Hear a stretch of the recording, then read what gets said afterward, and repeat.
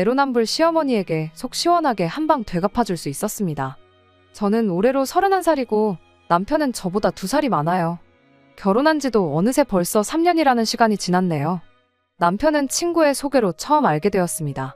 소개를 받았을 당시에는 사실 딱히 연애나 결혼에 대해서 큰 관심이 없던 시기였어요.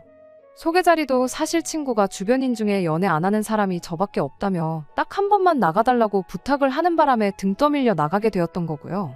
친구 얼굴을 봐서 나갔던 터라 애프터 생각도 딱히 없었는데 첫 만남 이후로 남편이 집요하게 연락을 해왔고 그렇게 3번을 더 만나면서 저도 남편이란 사람에 호감이 생겨서 연애를 시작하게 되었죠.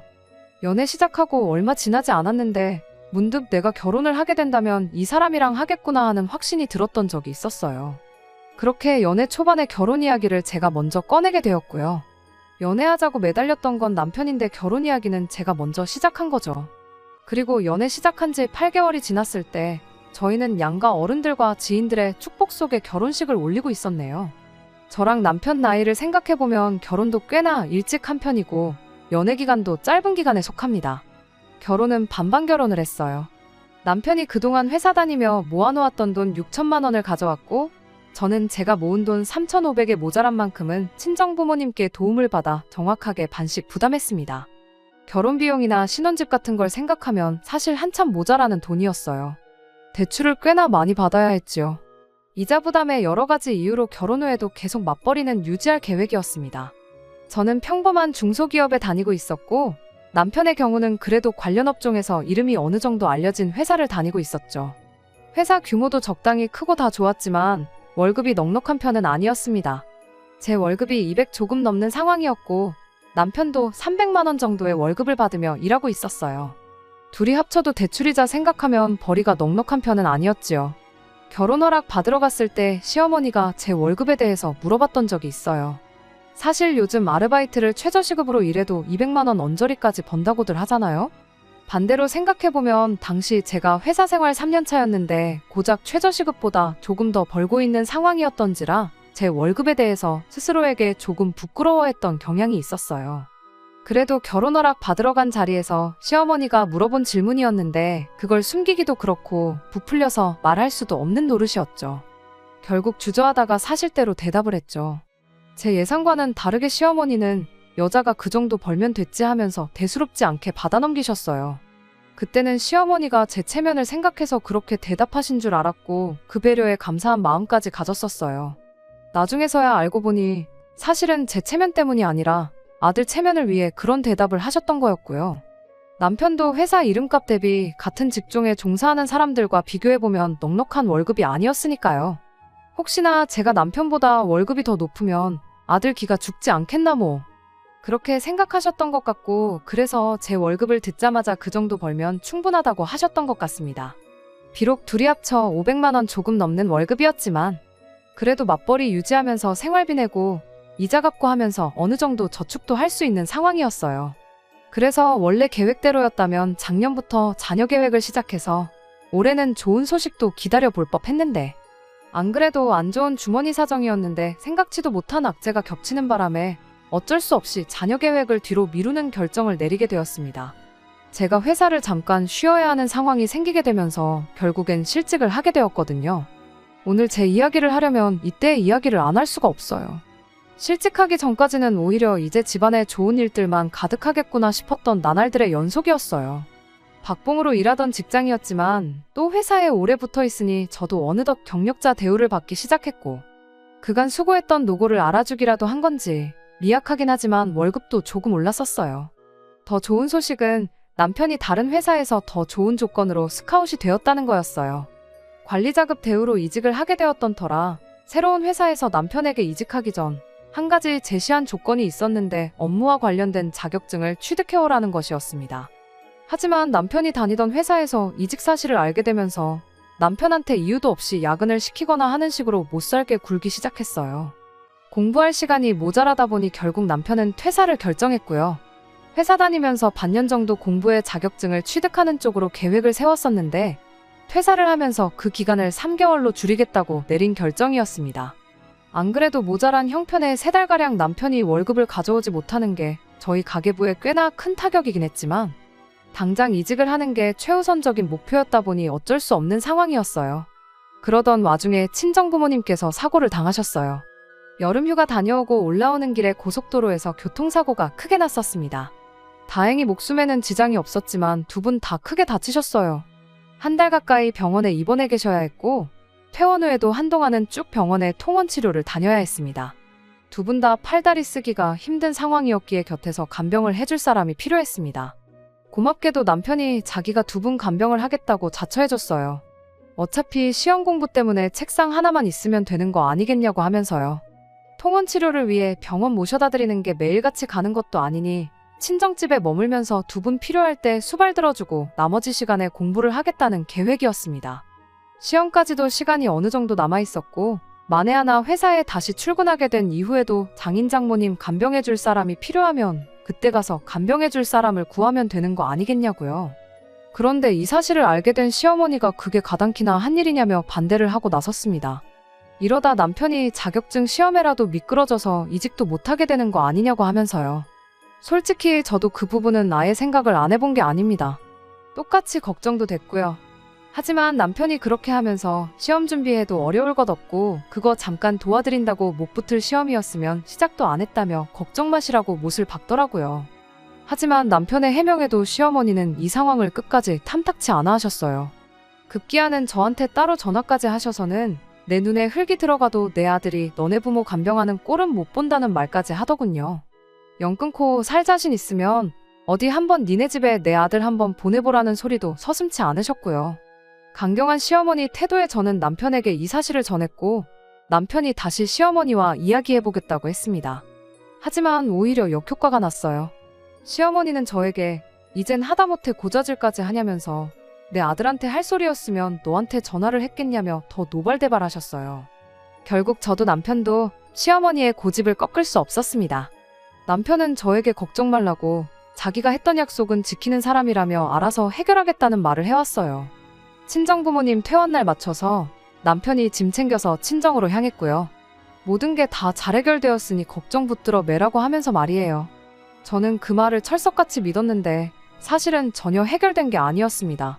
남편이 시어머니한테는 말로만 간병 안 하겠다는 식으로 둘러대기만 했던 거였어요.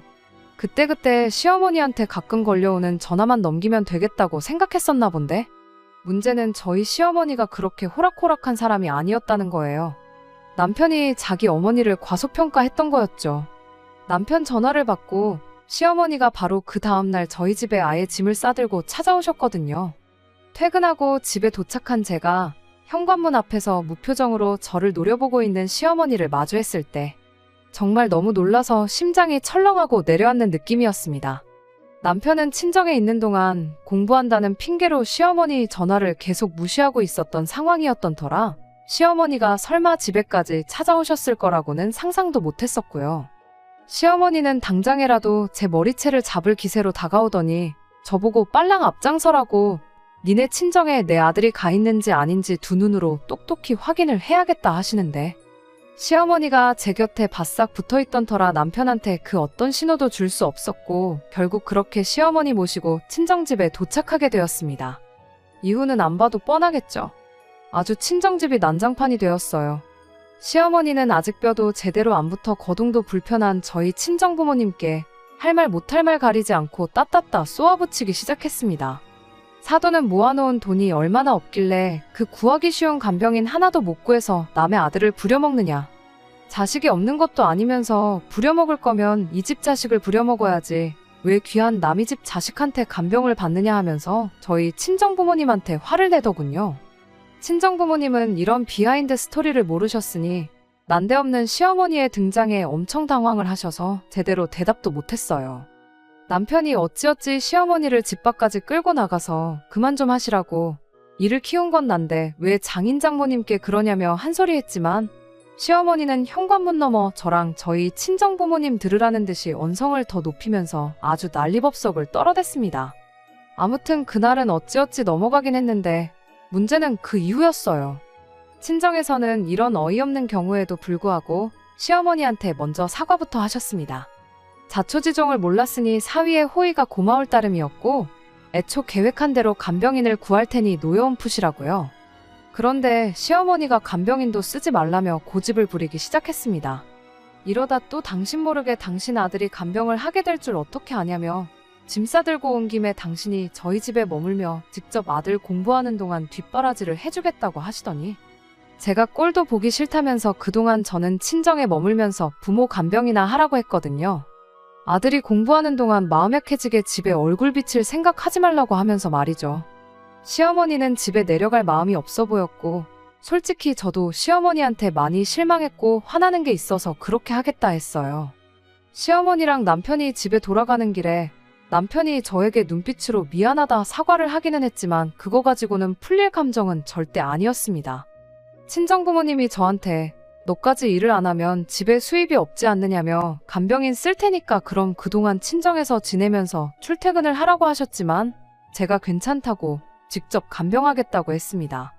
사실 그때까지만 해도 제가 회사에서 잘리게 될 줄은 몰랐거든요. 월급이 오르면서 당시 회사 사장이 장기 근속한 사람들은 특별 대우를 해줘야 한고 하면서 무급이긴 하지만 한두 달 정도 긴 휴가를 허락해주겠다는 말이 있었거든요.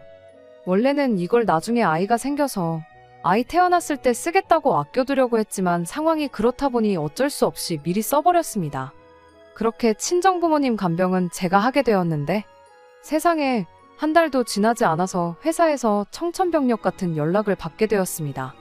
제가 하던 일에는 새 직원을 뽑았고 제 자리도 치웠으니까 쉬고 싶은가 본데 이번 기회에 한번 푹 쉬라는 말도 안 되는 해고 통보를 받았거든요. 그날 당장에 회사까지 찾아가 사장한테 먼저 괜찮다고 하지 않았느냐 따지기도 하고 죄송하다 빌기도 해봤는데 소용없었습니다.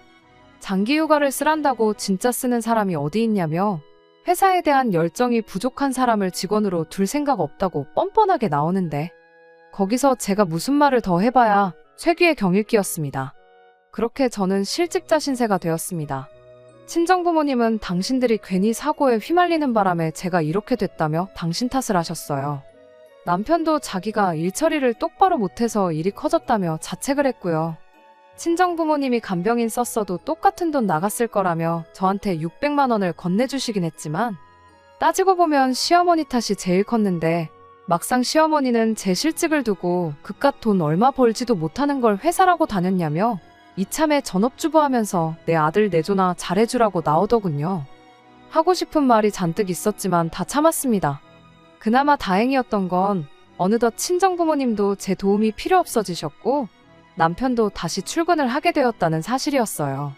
이직 조건도 좋아서 월급도 300만 원에서 400만 원으로 오르긴 했지만 암만 제 월급이 최저시급 정도밖에 안 되는 박봉이라 할지라도 둘이 벌어서 501대랑 비교하면 오히려 벌이가 줄어드는 거잖아요. 대출도 대출이지만 저금도 액수를 크게 하고 있었는데 여유가 오히려 더 없어졌습니다. 저도 새로운 직장을 구하겠다고 가만히 보고만 있지는 않았지만 몸담았던 직장이 별 볼 일 없는 회사였던 데다가 제 나이도 있다 보니 새 직장을 구하는 게 보통 힘든 일이 아니더라고요. 그렇게 1년 정도 아르바이트와 취직 준비를 병행하며 노력했지만 결국 취직이 되지는 않았습니다. 결국 취업을 포기하고 전업주부 생활을 하기로 했어요. 어쨌든 결혼하면서 저희가 세워놓았던 인생 계획도 있었고 남편도 결혼 3년 차가 되니까 예정했던 대로 아이를 갖고 싶은 마음이 더 컸나 보더라고요. 새로 취직이 되면 되는 거고 아니면 아닌 거니 조급해하지 말고 천천히 새로 계획을 세워보자고 저를 다독여줬습니다. 시어머니 한 번에 고집에 꼬일 대로 꼬여버린 인생 계획이었지만 그래도 남편이 언제나 최선을 다했고 저한테도 이토록 잘했기에 우리 둘만 힘을 낸다면 앞으로 다 잘 풀릴 거라 생각했어요. 시어머니하고는 그날 사건 이후로 개인적으로 서로 전화는커녕 얼굴도 안 보는 사이가 되었던 터라 고부간의 갈등 문제는 크게 걱정이 되지 않았습니다. 지난 시간 동안 시댁에 일이 있으면 남편 혼자 다녀오는 식으로 지내고 있었고 저도 언젠가부터는 시어머니라는 존재를 잊고 지냈었는데 최근 언젠가부터 시어머니한테 매일같이 전화가 오기 시작했습니다.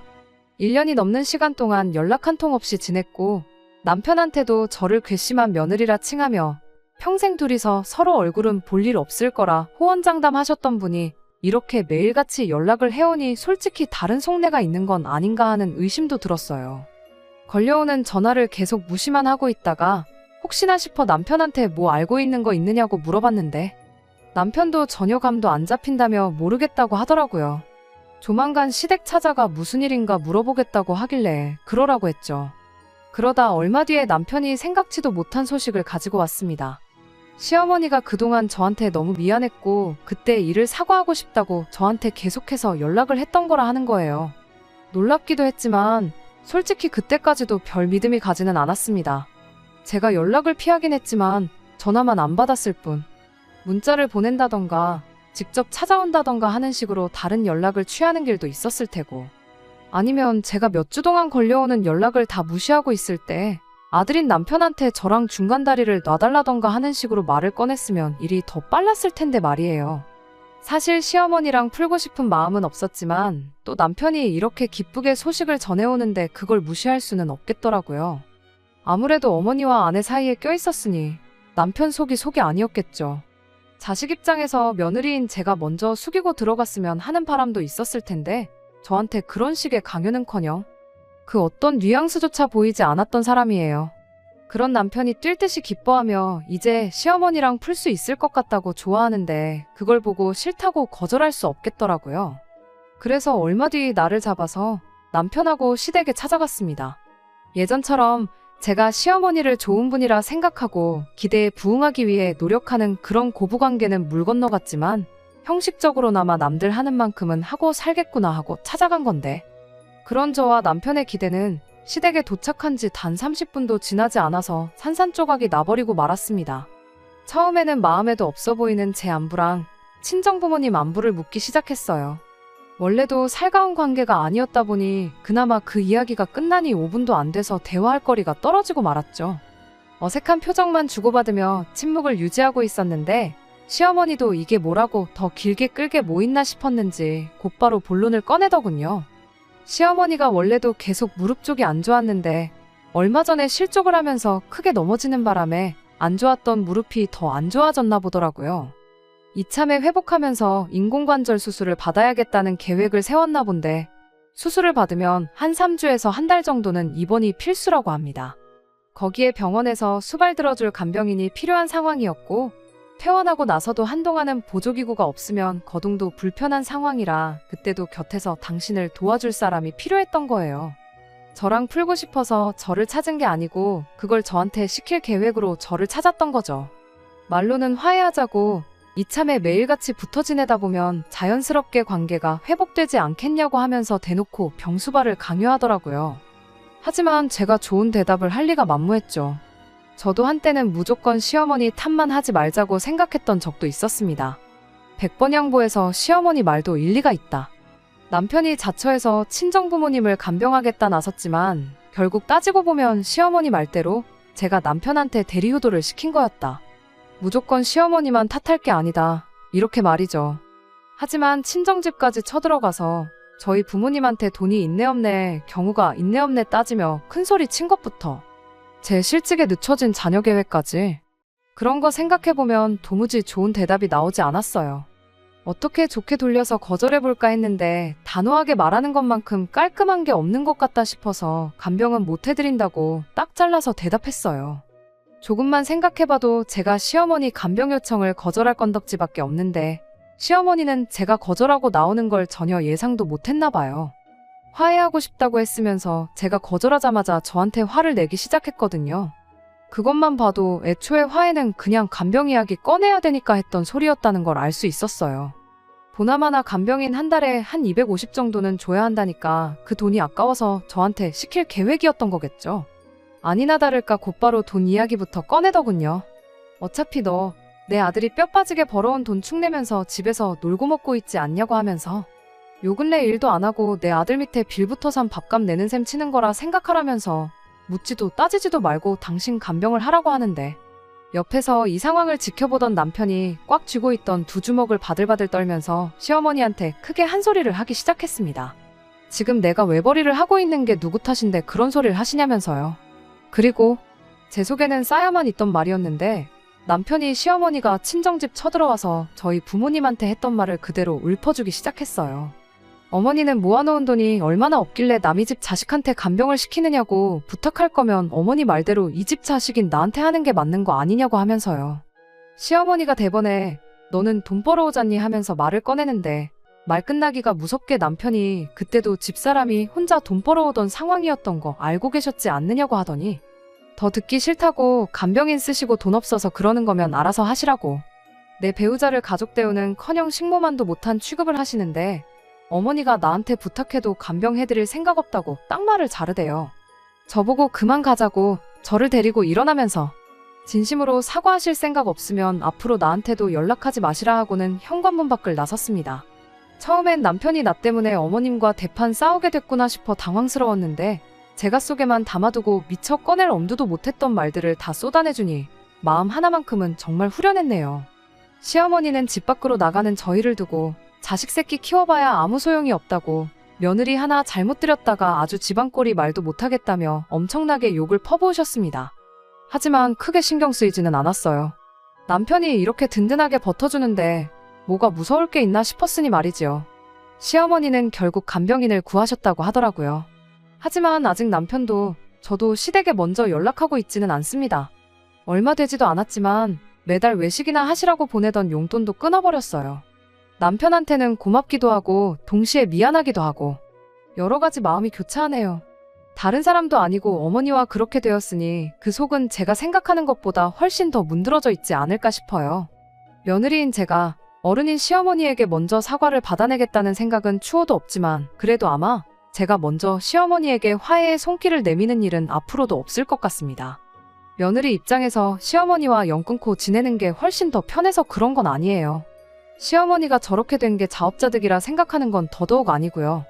저와 시어머니의 문제에서 이젠 남편과 시어머니의 문제가 되었으니 앞으로 어떻게 되던 간에 남편이 내리는 결정에 따르려고 해요. 제가 원치 않은 방향일지라도 저를 위해 제 편이 되어준 남편이 내린 결정이라면 그렇게 할 생각입니다. 끝까지 들어주셔서 감사합니다. 오늘의 사연은 여기까지입니다. 구독과 좋아요, 알람 설정 부탁드리고 더 좋은 사연으로 다시 찾아뵙겠습니다. 감사합니다.